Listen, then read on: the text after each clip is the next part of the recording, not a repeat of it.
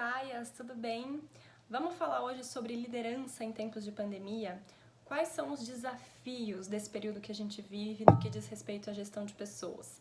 A gente falou muito sobre isso no ano de 2020 e a verdade é que os desafios continuam e eles continuam ainda maiores, porque as pessoas elas estão mais exaustas, mais cansadas desse trabalho na frente da tela todos os dias, com receio, né, de todas as questões econômicas também que a gente vive. Então, o estresse ele continua muito alto e é importante que a gente continue muito firme nessa questão de liderança e apoio aos colaboradores durante esse período.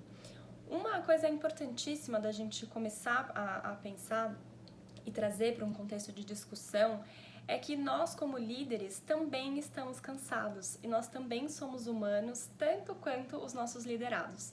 E fato é que se a gente não cuida da nossa saúde mental, não cuida do nosso estresse, a gente não tem equilíbrio emocional para conseguir dar apoio para o nosso time. E muitas vezes a gente acaba passando a pressão, passando o estresse e tomando decisões com base num contexto de saúde mental que não tá legal pra gente. Então, a primeira dica que eu dou pra vocês, meninas, é que a partir do momento que vocês entenderem que vocês estão cansadas, que vocês estão sobrecarregadas, não tentem bancar a supermulher.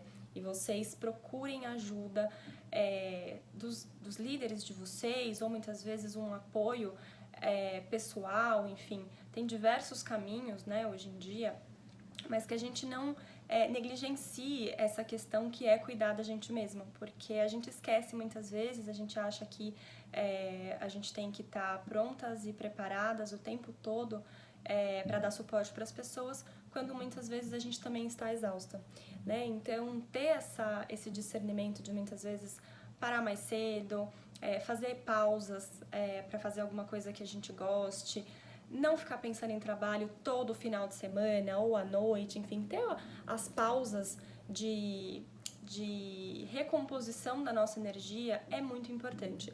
Eu mesma pratico yoga, isso acaba sendo muito bom para mim, para conseguir trazer um pouco mais de sanidade mesmo para tomar as decisões. Então, eu convido vocês a cuidarem de vocês antes de quererem cuidar das pessoas. Depois, a gente vai para as questões do dia a dia mesmo, né? Que é a empatia com o nosso time. Assim como a gente muitas vezes passa por situações difíceis, eles também passam. E é importante que a gente tenha e use de todo esse domínio emocional para conseguir apoiar e ter empatia com as pessoas do nosso time. Então, não fiquem achando que o RH é o responsável por saber se as pessoas estão bem.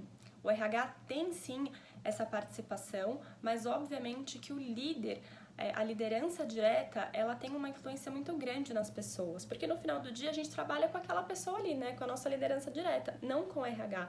Então não adianta a gente depositar essa função somente nas pessoas de recursos humanos. É importante que a gente, como líder, entenda como está o nosso time, entenda como estão as pessoas, se elas estão passando por alguma situação sensível dentro de casa e ver como é que a gente pode ajudar, né? Tem coisas que, claro, a gente não tem como ajudar, porque são questões mais sensíveis, mas muitas vezes a gente também não pensa em soluções, não pensa em algumas pequenas coisas que a gente pode fazer para tornar o dia daquele nosso colaborador melhor. Então, saber ter essa empatia e também pensar em alguma coisa que possa tornar aquela pessoa melhor, mais feliz naquele dia, pode fazer com que ela não só se sinta melhor e, obviamente, consiga focar mais no trabalho no momento seguinte, quanto cria uma relação de confiança. E não tem como falar de gestão na pandemia sem essa questão da confiança.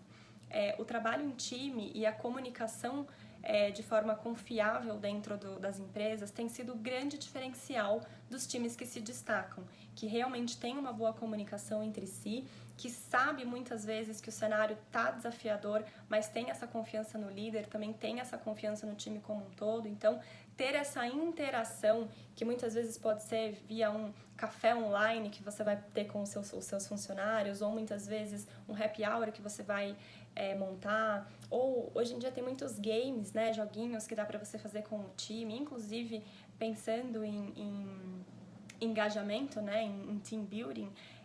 Tem muita coisa legal que dá pra gente usar para criar essa conexão com o time e todo mundo gerar uma relação de confiança muito forte, porque isso acaba trazendo muitos benefícios para as empresas, para as equipes, não só agora na pandemia, mas isso deve permanecer ainda forte depois que tudo isso passar.